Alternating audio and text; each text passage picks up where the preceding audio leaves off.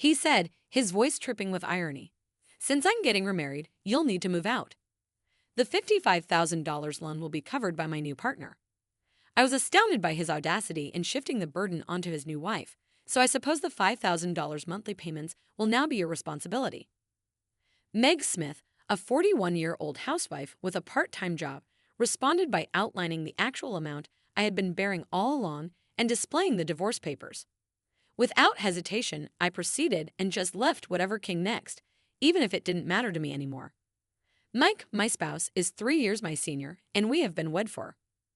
We'd been working at the same company for 10 years when we first met. At the time, I was very focused on my career and had little interest in marriage or romance.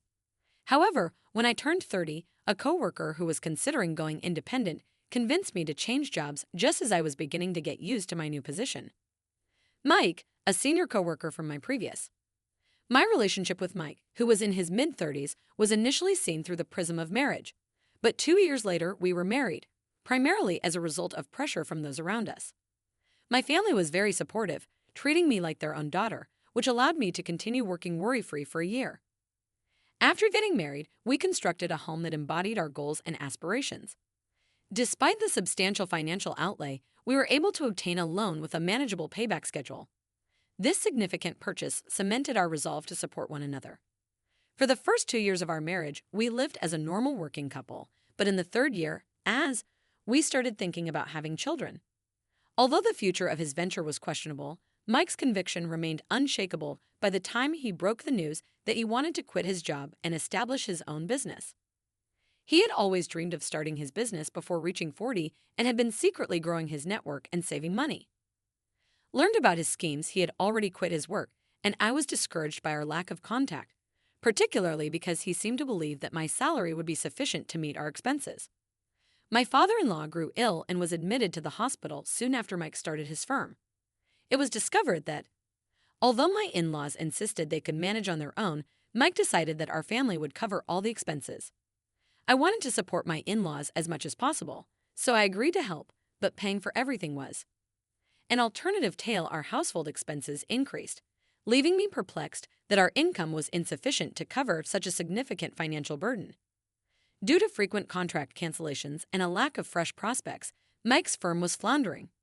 His income had almost completely dried up, leaving me to pay for all living expenses and loan payments with my pay. Our credit card bills started to skyrocket as Mike regularly went out drinking, claiming it was for client relations, despite the fact that we were almost unemployed.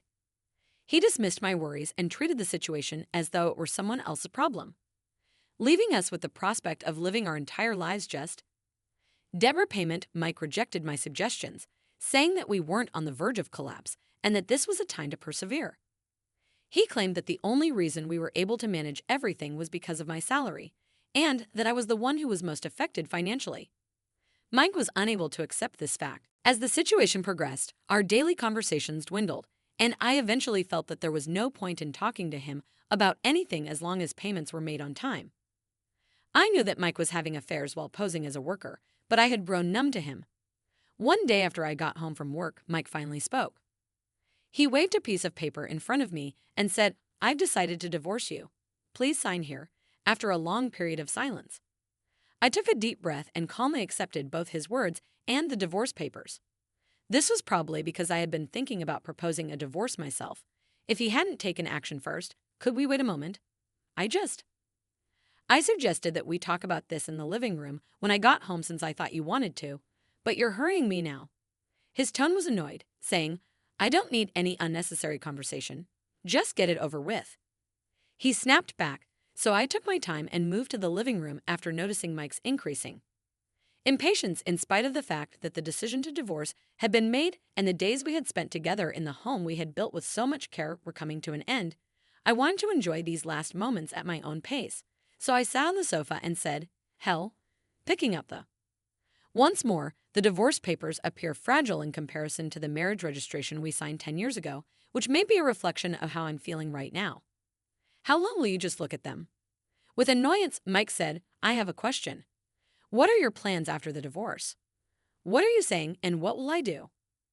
Claiming that you're reconsidering the divorce, I'm proceeding with the divorce, but before it's completed, might we at least have a little talk? I'm planning to remarry after all. Remarrying him, so there's someone else. She must be young, attractive, and financially well off, unlike me. An old lady who didn't even have children with. So you're intending to take advantage of her next. Take advantage of her. What do you think of me? I've always taken care of the money, so you never had to worry about payments, but you act like this so superior that I can live a better life without you. The divorce is actually a benefit for me, so I'll probably brush it off.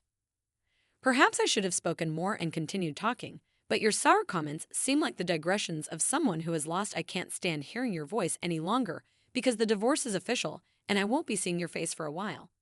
So please move out by the end of the week. By the way, is your new girlfriend aware of the loans you're carrying? Of course, she does. She has agreed to pay $500 a month to live here, so it's not a big deal to her. She won't have to worry about loan payments like you did. I decided to leave with my belongings already packed after signing the divorce papers, and I'll leave the remaining furniture behind so the asset division can dispose of it if you don't need it, so go ahead and wish your new girlfriend well. I've left a letter with all the loan details for her, and I'm smiling. Managing a $5,000 monthly loan payment will be difficult. After giving Mike the note, I got into my car and left my old house, going directly to City Hall to turn in the divorce paperwork. Thought I should have divorced sooner so I wouldn't have to worry about him handling the loan payments, but I hadn't felt this relaxed in a long time. My ex-husband Mike called me several times one morning a week after the divorce. Although I had expected this, it was still very annoying, so I chose to answer one of his calls. Yes, what would you like? If it weren't necessary, I wouldn't be calling. That's really impolite. But is the $5,000 accurate? You expect me to pay off your debt, and I have no reason to lie. I let out a heavy sigh at what he said. Perhaps, despite the difficulty, I should have clarified everything rather than depending solely on the note. That message lays out specifics. I'm calling because, even after reading it, I still don't get it. I'll explain it to you. In addition to the mortgage, there are the costs of renovating your parents' house, for which you choose a personal loan to cover your father's medical bills. The loan for your business. If there had only been a mortgage, I could have handled it, but there is a lot more. If you have any questions, you can check it. I helped because I was your wife, but now that we are not together, it is none of my business. I informed you when I left that there is a monthly payment of $5,000. This must seem like a joke to you. You spent money as if it were nothing, and you never thought about these payments. You'll have to handle them with your new girlfriend, which is why you divorced me. In fact, she ended our relationship when she remarked that $5,000 a month was excessive, and I assumed that even someone with a high level of income could comprehend that. No one wants to pay 10 times the value of a house over many years, so income would hardly ever agree to take on a $5,000 monthly payment for debts they didn't incur. Did you really earn that much after changing jobs? Yes, my salary increased fivefold after changing jobs, but all of that money went directly toward repayments, which I was unaware of. You made so much money that I wouldn't have proposed divorce if I had told you. It's not that you didn't know. You simply weren't interested after I changed jobs. You should have brought up my work and salary yourself, but you never did. Even when we worked together, you hardly spoke after you left. Independent and with little income, you kept spending carelessly, so I thought it would be useless to bring it up. Let's start afresh, and I decline. I've finally attained my freedom, but what about the payments? $5,000 a month is too much to handle. You might be able to manage it if you sell your house and utilize the proceeds to settle the outstanding debt. The payback schedule, why not make the payments now? I no longer interact with you, and I have no interest in a stranger's debt. I may come across as cold, but I've been making large payments for more than 6 years, in part because I felt compelled to you, and in part because I loved you.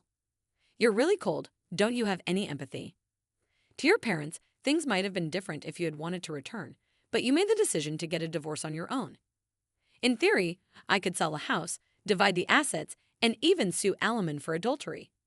But I wanted to talk to you first. I'm done with someone who uses their own money to pretend to be wealthy and wastes everything. I'm tired of paying your careless debts. My life is mine. Don't involve me in it anymore.